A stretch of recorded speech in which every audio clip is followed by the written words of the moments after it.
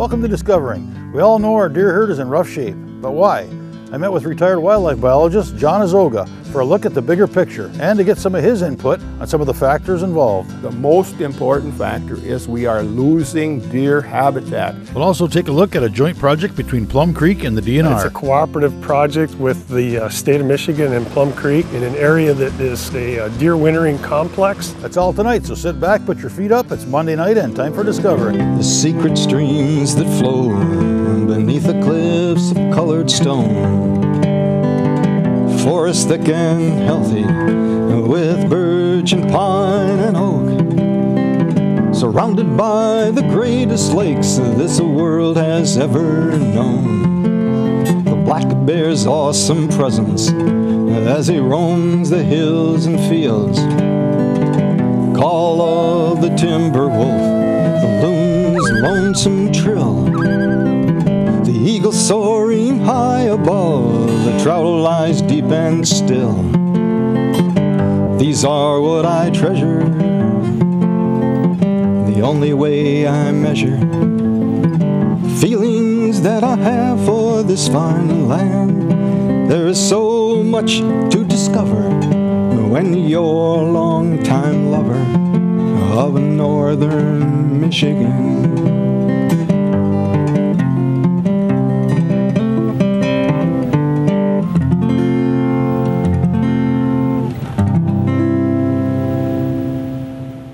Wisconsin experienced their lowest deer harvest in 30 years.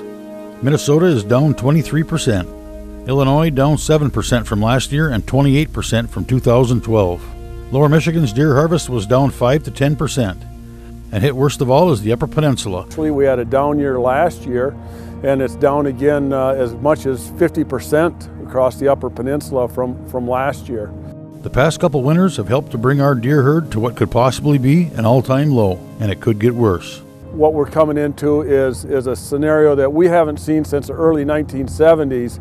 With this cold weather and lots of snow that we've got, we're headed for our third tough season. And if winter doesn't break, we're going to see some more substantial reduction in deer numbers. At least now we've got people that are focusing on getting our habitat back, but it's not going to happen in my lifetime, and it's not going to happen in yours. We've got some short-term and some long-term things going on here where we're doing what we can to help out the deer, but we're looking at a pretty tough scenario here today. As I began to poke around for information, all fingers pointed in the same direction. Retired wildlife biologist John Ozoga. I got my education at Michigan State University, where I received my master's degree in wildlife management. We came to the Munising area in 1964, where I started as a research biologist with at the Cousino Wildlife Research Station, and I spent 30 years researching deer there. I was researching primarily deer winter behavior and deer winter requirements. We looked at supplemental feeding. We had a great deal of information on fawning behavior, mortality rates, physical condition. I either authored or co-authored, I don't know, about probably 90 scientific publications. Then I published 7 books. Well, all of them, I guess, were on deer. Since I retired, I've been research editor for Deer and Deer Hunting magazine, which I have a regular column in there. For a period of time, I had a regular column in Michigan Out of Doors, and I've done with a lot of different magazines. So I had the chance to sit down with John and get his input on the status of the deer herd. Obviously, our UP deer herd is on the decline. We have maybe 12 deer per square mile. Our summer range could certainly hold 20 deer per square mile, maybe 25. Planting food plots and apple trees and things like that are fine, but that's not the problem. We can argue all these other little things about the deer herd. We can argue about supplemental feeding, whether it's good or bad. We can argue about the second buck license. We can argue about the youth hunts, how that impacts it. We can argue about predators, how they impact it. And all these things are factors, but they're not the most important factor. The most important factor is we are losing deer habitat.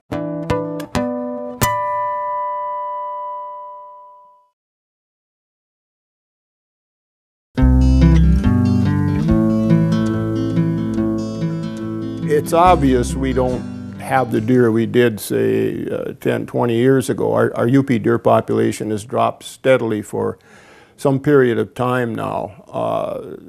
The reasons, of course, are rather obvious. We are at the northern edge of the winter range, and it's really the winter habitat, winter range, weather conditions that's the factor that's contributing to that. I think on a more of a national level, it should be brought out that whitetail deer populations in general are declining nationally, not only here in the UP, but they're declining certainly throughout northern deer range for the very same reason. The wintering habitat is not what it was. It's declining. We're losing wintering habitat. What we have left, it doesn't have the quality. So across the north, it's pretty much winter habitat and reduced deer survival and productivity. Problems in other parts of the country are a little bit different. In the southeast, coyotes have moved in there. They have a tremendous coyote population where you never had coyotes before. Drought in the southwest, different land use patterns out in the Midwest. The message is, of course, the deer population is declining all over, not just here. I think the UP is very unique, though, because if you look at the records, the UP has never had a closed deer season in any county in the UP, not since the beginning of time. The UP is about the only place you can say that. Around 1900, we didn't have any deer in the United States. We had probably about 500,000. But hunters were still coming to the UP in the late 1890s, turn of the century, to hunt deer, and they were successful. Whereas other parts of the country, there weren't any deer. There were no seasons. So the UP has had a tremendously long tradition of deer hunting. And it's rather sad that all of a sudden our population is so extremely low. We don't know how many deer we have exactly, but the best information suggests we have probably about less than 200,000 deer in the UP now. And of course, we've had ridiculously high levels of 700,000, 800,000 in the mid-90s. That was ridiculous, and we'll never want that or see it again. The best information we have suggests that prehistorically, the land could support as many as 250,000 deer in the UP. So in a nutshell, we've managed deer for about 100 years or so in the UP, and we've got fewer now than we had when we started. Now that to me is very disturbing. And again, the only thing you can relate that to is winter habitat, that we've lost wintering range. We've had a lot of areas that supported deer in the past that don't anymore. So the amount of winter range is shrinking for various reasons. Basically mismanagement. It's forest land. It's cedar growth, it's hemlock growth, it's conifer growth of spruce, balsam fir, whatever. But it begins with shelter, and then you have to have the food factor too, of course. So it's a balance of food and shelter. And whatever that balance may be, it doesn't exist anymore over much of especially the northern part of the region and even into the midsections of the region. You can talk about supplemental feeding, which is different from recreational feeding, emergency feeding. Emergency feeding has never produced favorable results wherever it's been tried. It's been tried in many states. In that case, you're waiting till deer are in extreme trouble, the deer are in poor physical condition, and at the last minute you try to feed them to save them. And it's generally been disastrous. They probably kill more deer than they saved. Recreational feeding is really a highly debatable situation. I don't favor it. I don't think we should be taming deer. It's generally in residential areas for human purposes alone. Supplemental feeding is different. You're talking about feeding deer throughout that winter season. You are admitting at the beginning that the habitat is not sufficient to support the deer, therefore you're going to feed them. And it can be beneficial if you feed the right thing in the right amount at the right time and during the duration of the winter season. It ought to be a pelleted ration, and that's expensive. That's going to require about 1.5 pounds, probably 2 pounds per deer per day. With regard to predators, we're playing right perfectly into predators' hands. We're not managing the habitat the way it should. The habitat's getting worse, and the worse it gets, the more likely predators are going to benefit from it.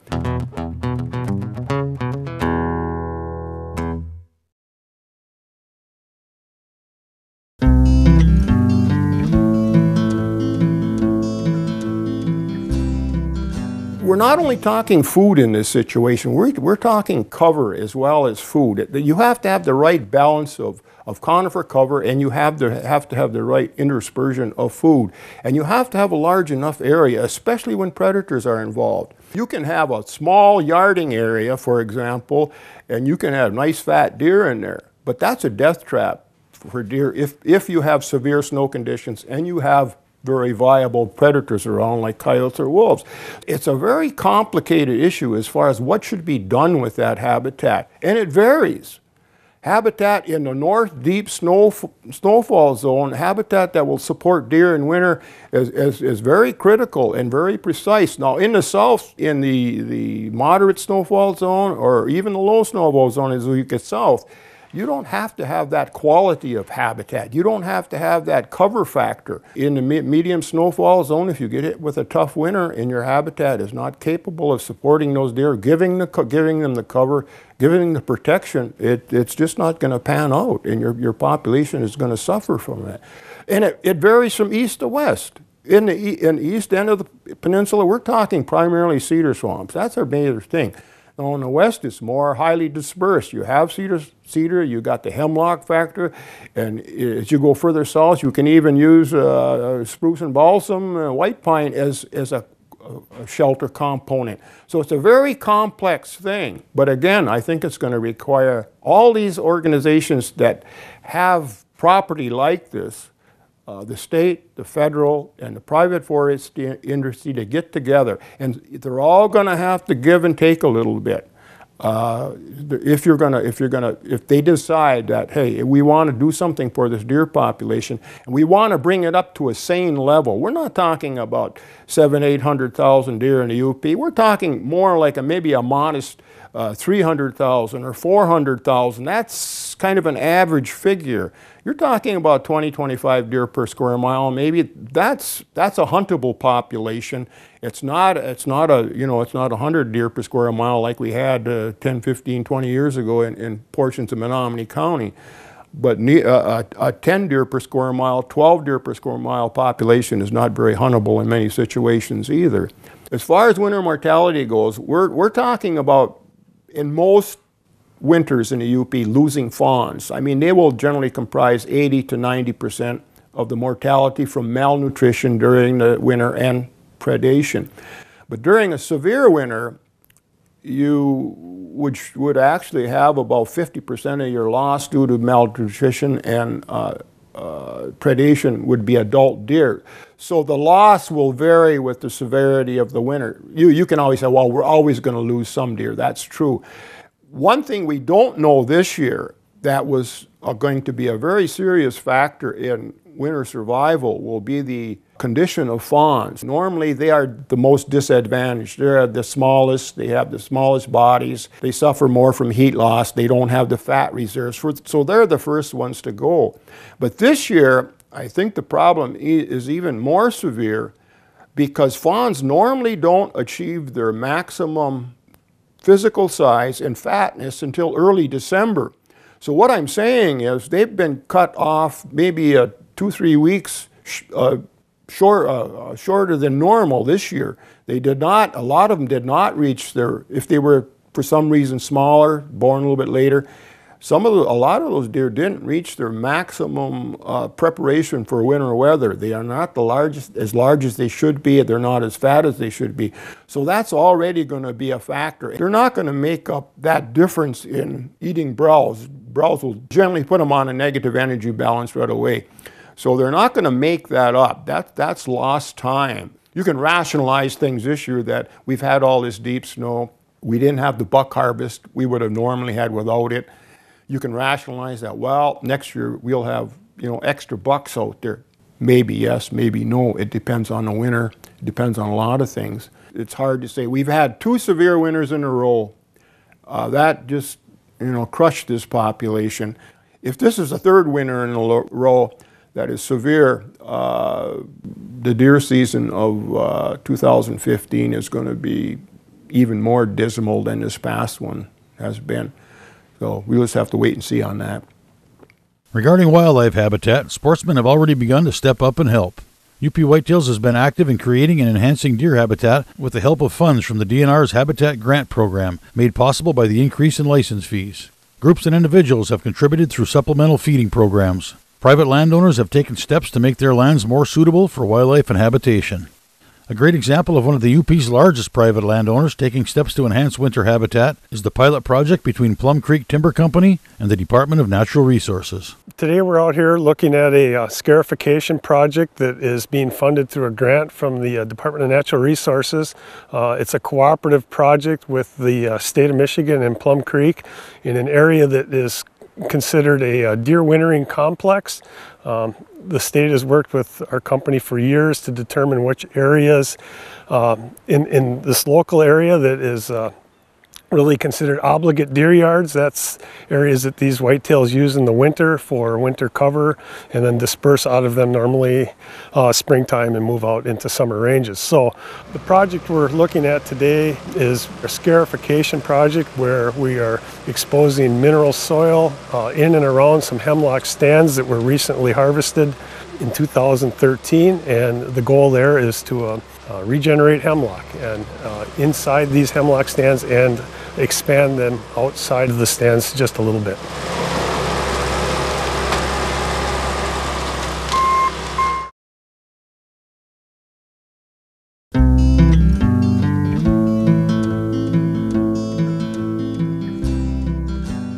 We've been working cooperatively with Plum Creek on two historic deer wintering complexes, the Mengi Creek in northern Baraga County and the Skaney or Huron Mountains Deer Yard in northern Marquette counties.